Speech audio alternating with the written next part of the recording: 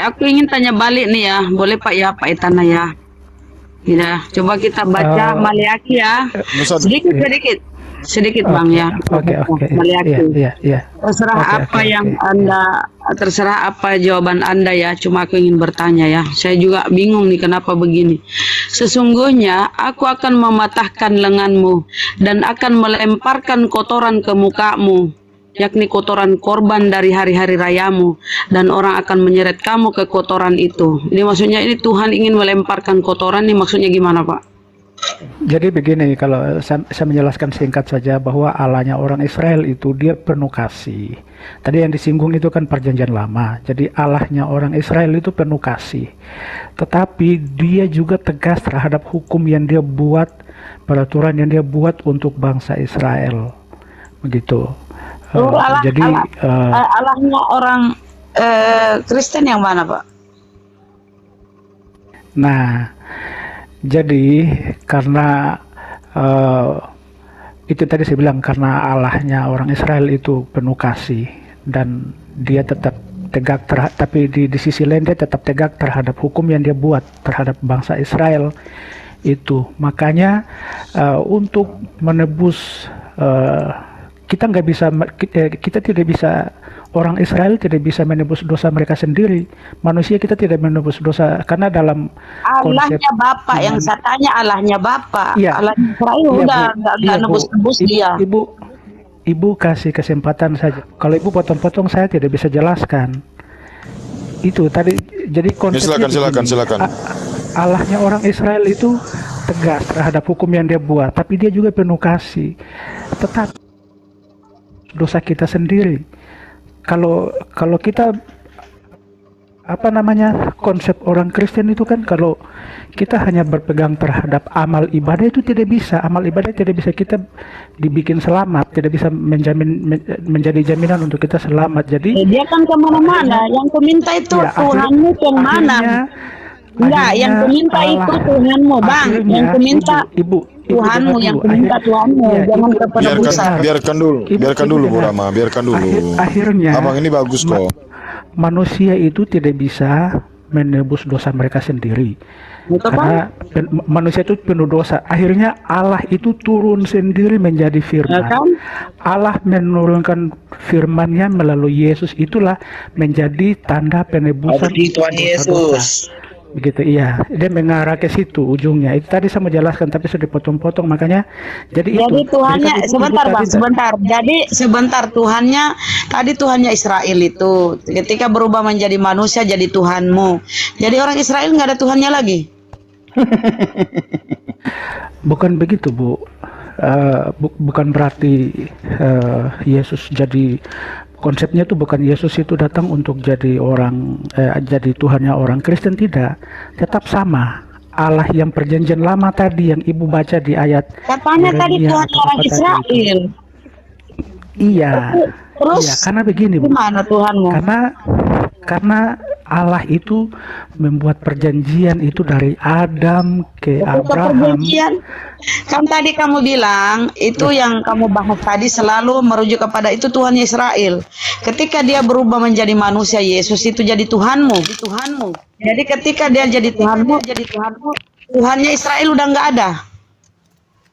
Bukan begitu, Ibu. Ibu kan selalu potong-potong saya. Jadi akhirnya Ibu punya pemikiran, Ibu bertanya sesuai dengan Ibu punya pemikiran. Makanya Tuhannya Israel mana ketika Tuhan itu menjadi manusia? Di mana sekarang Tuhannya Israel? Nggak ada. Bukan begitu, Bu. Saya tidak bilang begitu. Ibu yang ngomong begitu. Ya terus gimana? Jelaskan, Ibu potong-potong.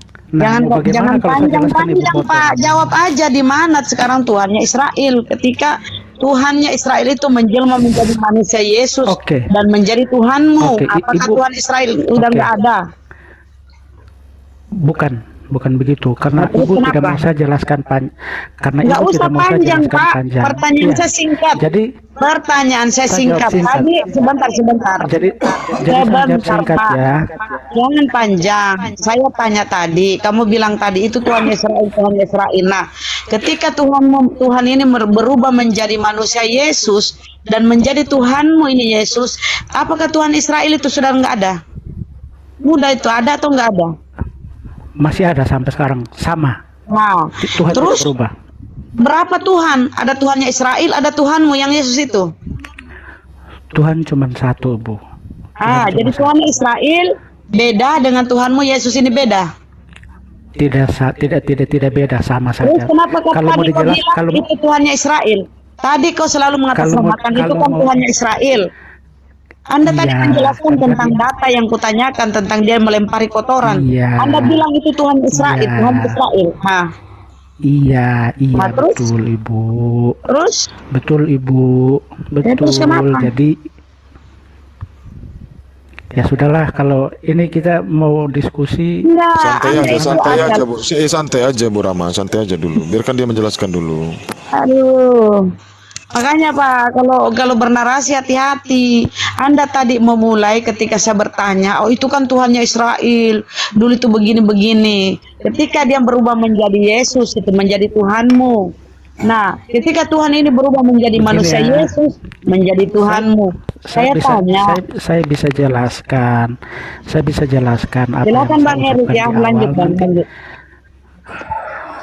Jadi Allah yang dulu, Allah yang zaman bangsa Israel, dari mulai Adam, Abraham itu sampai Musa, sampai datangnya Yohanes Pembaptis, itu Allah itu tidak pernah berubah. Karena kalau kita baca keseluruhan Alkitab dari Kejadian sampai Wahyu, itu akan dapat. Ini bukan saya mau tausiah di sini atau tidak, tapi ini sesuai kalau iman kami orang Kristen itu memang panjang ceritanya. Jadi kalau kita mau jelaskan memang harus satu-satu. Kalau dipotong ya susah, karena memang itu iman. Sebentar Bang, Anda bilang, Pak Bang, Anda bilang Tuhan itu tidak pernah berubah. Tadi barusan Anda bilang berubah menjadi manusia Yesus. Yang benar yang mana? Iya, jadi kan jangankan Tuhan, Bu. Ya, Bu, ini bukan saya bilang Tuhan berubah. Tetapi karena manusia itu berubah zaman, jangankan manusia, bahasa saja berkembang, Bu. Gimana ini orang? Dia bilang Tuhan tidak pernah berubah, dia imani Tuhan berubah menjadi manusia. Yang benar yang mana, Pak? Jangan membingungkan deh, Pak. Ayo.